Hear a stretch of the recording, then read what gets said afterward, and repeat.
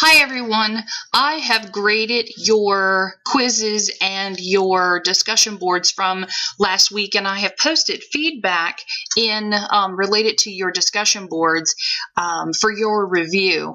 I was so impressed that everyone not only did your discussion boards, but you did them on time, and they were so well done.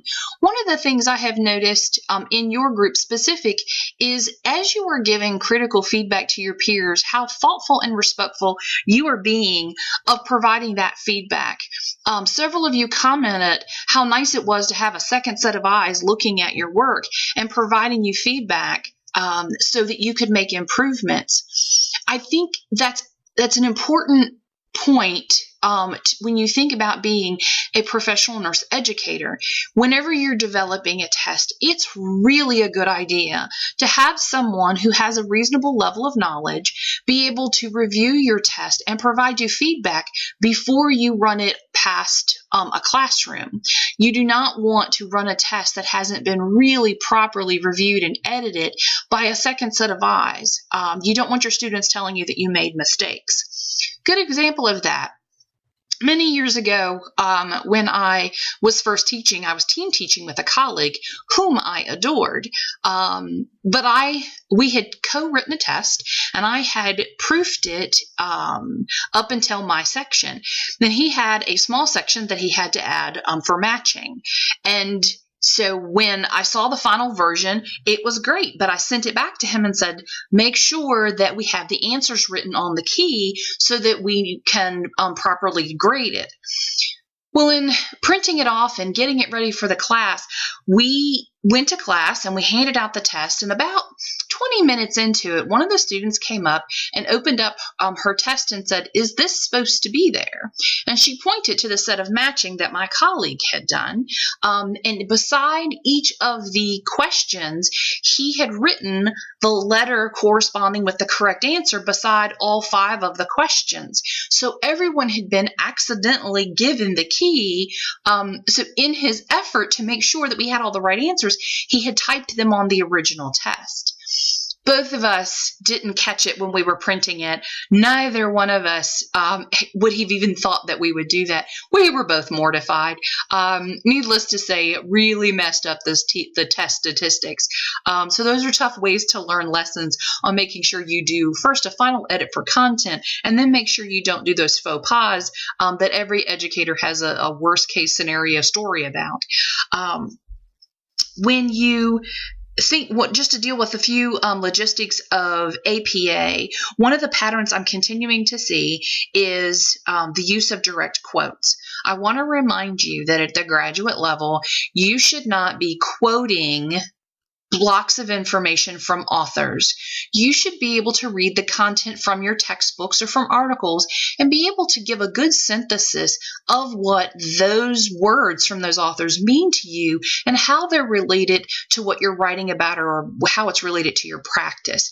That's very rare that you're going to use a direct quote in a formal paper unless it is a seminal quote, something that you simply cannot write any better than the original author.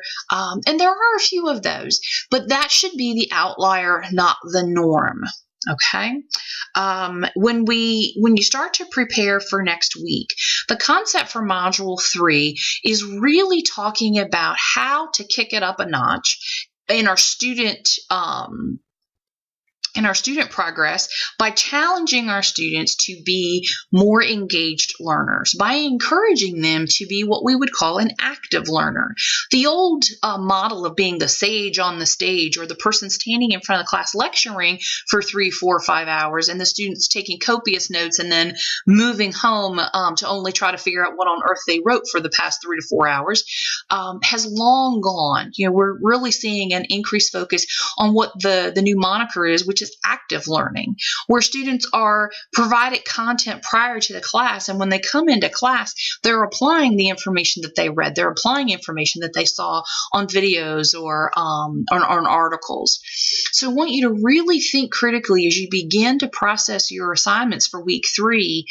How can I challenge my students to not just be regurgitating information back to me? Demonstrating that they understand something is great, but how do I make my students show me that they not only understand it, but they can apply the knowledge that you've taught them, and then, even better, they can apply the same knowledge to a new circumstance or a new clinical situation?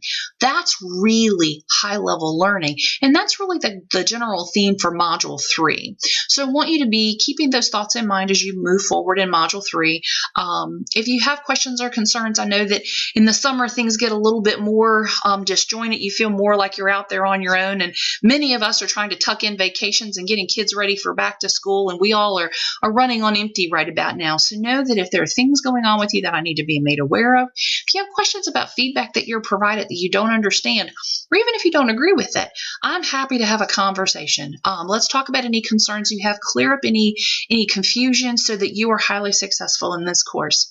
Know that I'm here. I hope wherever you are that you are staying cool and that you are well hydrated. As you can see, Madeline, the puppy over my shoulder, is refusing to go outside. She apparently thinks that wearing a fur coat in 96-degree weather is not a good idea.